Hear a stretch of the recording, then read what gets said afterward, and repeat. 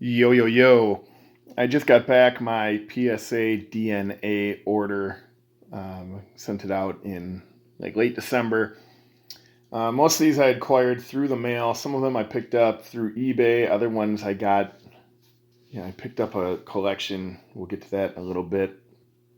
But just wanted to go through and show some of the stuff that I've been picking up. Uh, when I go through and do this stuff through the mail, I go through sportscollectors.net. It's a really great resource. If you're into getting really cool mail, I suggest that you sign up for it. It's like $15 for a year. Tells everybody's, the return rate, how often people send, how often they return, if there's any fees involved or donations. Super cool. You should look into it. I've been doing it now for, I don't know, like 8 or 9 years. It's just a lot of fun. You can go on kicks with it, and again, for $15 a year, it pays for itself pretty quickly. All right, so anyway, first one I got here is Reinhold Messner. He is an Italian mountain climber, the first to ascend Mount Everest solo and without oxygen, I believe. And he's done all of the 14 peaks that are 8,000 feet or higher. So he's like the Michael Jordan, I guess, of rock climbing. I just think it's really interesting when, for someone with that kind of success, and this isn't really a name that anybody is going to recognize, but, I just think that's one incredible achievement. So picked that up once I learned about him, and I'm glad I have it slabbed.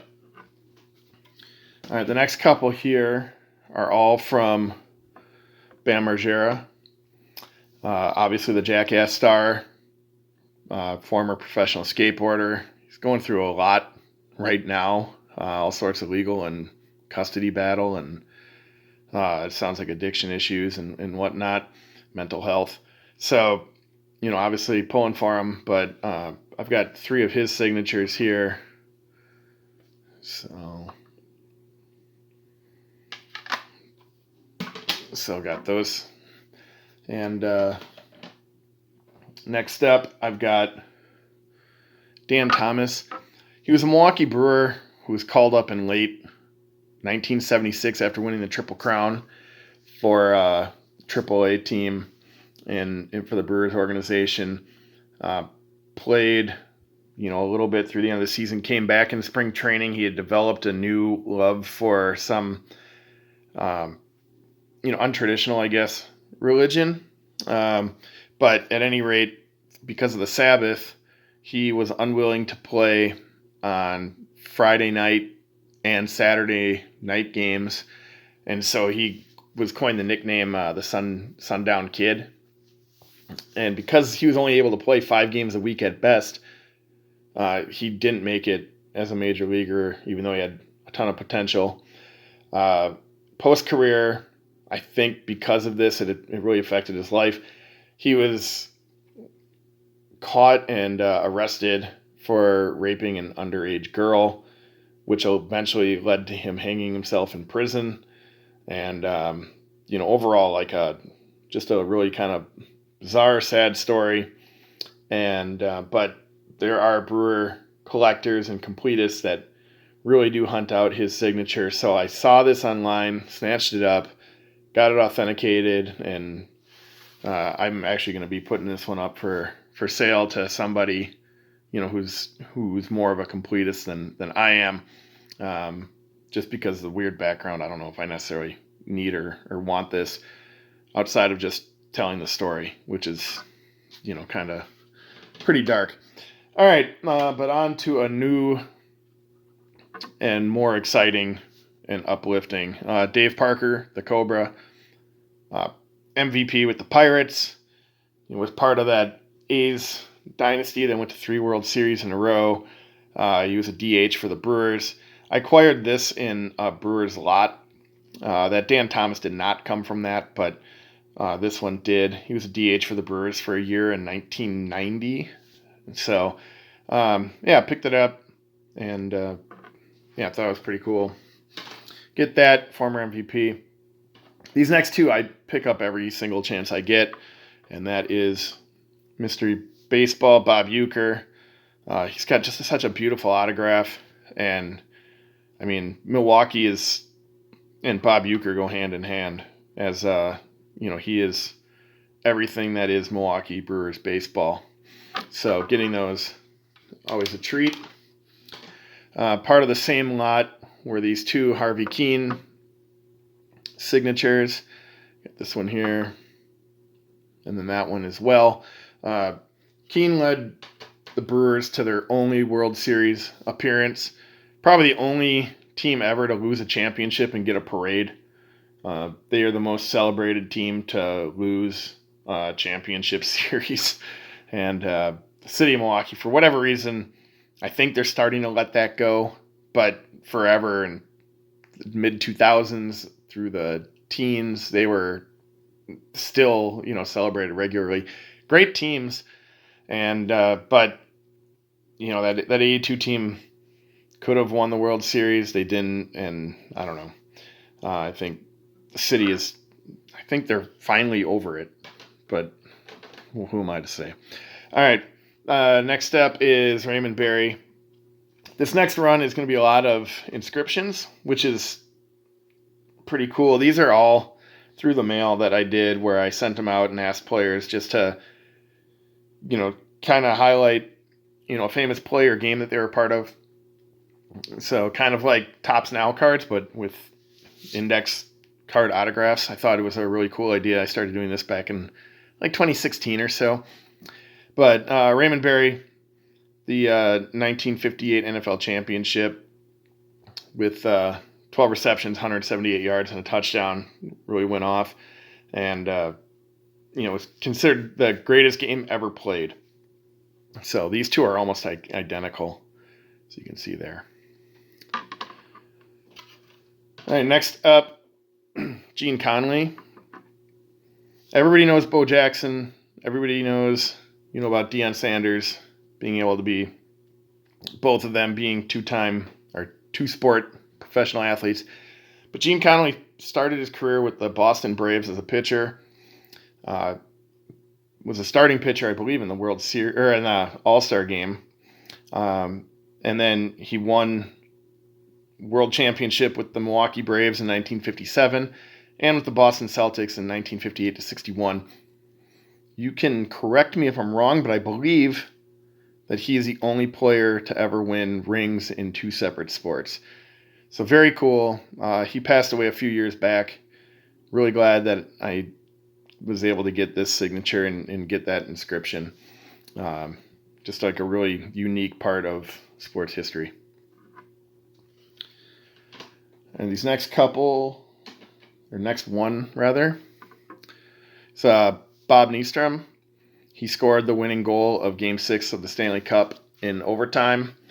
Really cool for him to give the inscription from when the Islanders dynasty was going on, in that period. So got that one, and then for those getting excited about the Women's World Cup, Brandi Chastain.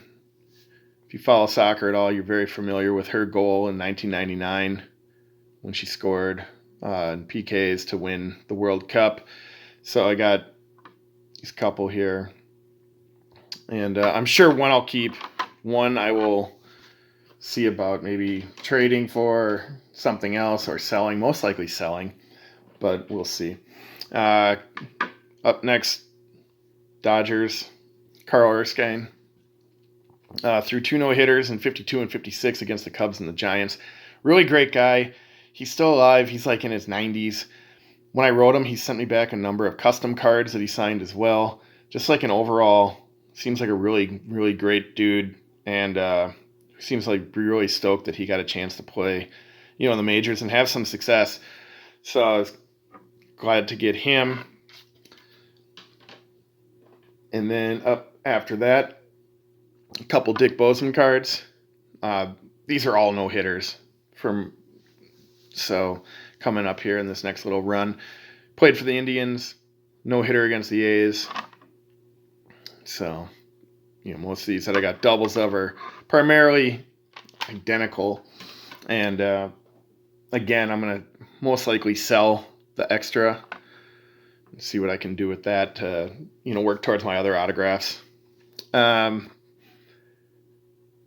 Moreland. So he threw a no-hitter for the Indians, or against the Indians, rather, for the Red Sox. So he's got these two here. Then I've got 3 of Bill Stoneman, pitch for the Expos. I did not write down the games that he got the no-hitters against, or which teams, rather. But he did include the date, which is super cool.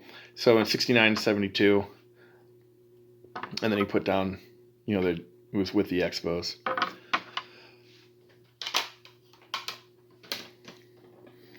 All right, we've got 2 more to complete our run of no-hitters of George Culver with the Reds, no-hitter against the Phillies. I kind of like that he just printed out Cincy Reds and not write out all of Cincinnati.